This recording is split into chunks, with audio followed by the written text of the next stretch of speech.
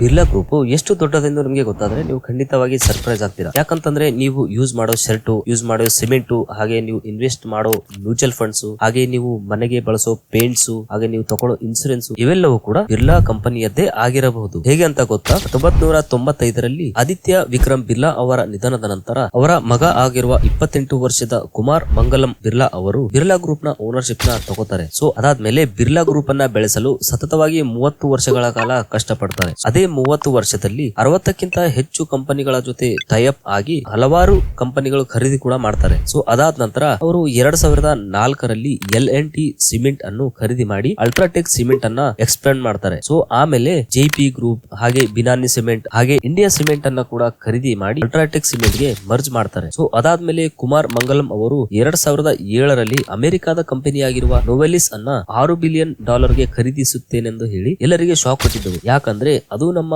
ಭಾರತಕ್ಕೆ ಬೇರೆ ದೇಶದಿಂದ ಖರೀದಿಸಿದ 2ನೇ ಅತಿ ದೊಡ್ಡ ಖರೀದಿಯಾಗಿತ್ತು. ಸೊ ಅದಕ್ಕೆ ಎಲ್ಲರೂ ಕೂಡ ಬ್ಯಾಡ್ ಇನ್ವೆಸ್ಟ್ಮೆಂಟ್ ಅಂತ ಹೇಳಿದ್ರು. ಆದ್ರೆ ಆ ಕಂಪನಿ ಈಗ ಪ್ರಪಂಚದ ಲಾರ್ಜೆಸ್ಟ್ ಅಲ್ಯೂಮಿನಿಯಂ ರೋಲಿಂಗ್ ಕಂಪನಿ ಆಗಿದೆ. ಅದರ ಪ್ರಾಡಕ್ಟ್ ಗಳು ಬೋಯಿಂಗ್ ವಿಮಾನಗಳು, ಹಾಗೆ ಏರ್ಬಸ್ ವಿಮಾನಗಳು, ಹಾಗೆ ಟೆಸ್ಲಾ ಕಾರು, ಹಾಗೆ BMW ಕಾರುಗಳು, ಹಲವಾರು ಸಾಫ್ಟ್ ಡ್ರಿಂಕ್ ಗಳ ಕ್ಯಾನ್ ಗಳ ಮೇಲೆ ಯೂಸ್ ಮಾಡುವ ಅಲ್ಯೂಮಿನಿಯಂ ಕೂಡ ಬಿರ್ಲಾ ಕಂಪನಿ ಸಪ್ಲೈ ಮಾಡ್ತಾ ಇದೆ. ಸೊ ಇದಾದ್ಮೇಲೆ ಇವರದ್ದು B2C ಬಿಸ್ನೆಸ್ ಗಳು ಕೂಡ ತುಂಬಾ ಇದೆ. ಲೂಯಿಸ್ ಫಿಲಿಪ್, ವ್ಯಾನ್ ಹೂಸನ್, ಅಲೆನ್ಸೋನಿ ಅಂತಹ ಪ್ರೀಮಿಯಂ ಬ್ರ್ಯಾಂಡ್ ಗಳು, ಹಾಗೆ ಪೀಟರ್ ಇಂಗ್ಲೆಂಡ್, ಹಾಗೆ ಪ್ಯಾಂಟಲೂನ್ಸ್ ಅಂತಹ ಮಾಸ್ ಬ್ರ್ಯಾಂಡ್ ಗಳು, ಅದಾದ್ಮೇಲೆ ಸಭ್ಯಶಕ್ತಿ, ಮಸಾಬಾ, ಹಾಗೆ ತಸ್ವಾ ಅಂತಹ ಡಿಸೈನರ್ಸ್ ಬ್ರ್ಯಾಂಡ್ ಗಳು, ಹಾಗೆ ರಿಬೋಕ್, ಹಾಗೆ ಅಮೆರಿಕನ್ ಈಗಲ್ ಅಂತ ಇಂಟರ್ ನ್ಯಾಷನಲ್ ಲೈಸೆನ್ಸ್ ಗಳ ಜೊತೆ ಬಿರ್ಲಾ ಗ್ರೂಪ್ ಇವತ್ತು ಭಾರತದ ಲಾರ್ಜೆಸ್ಟ್ ಫ್ಯಾಷನ್ ರಿಟೇಲರ್ ಆಗಿದೆ.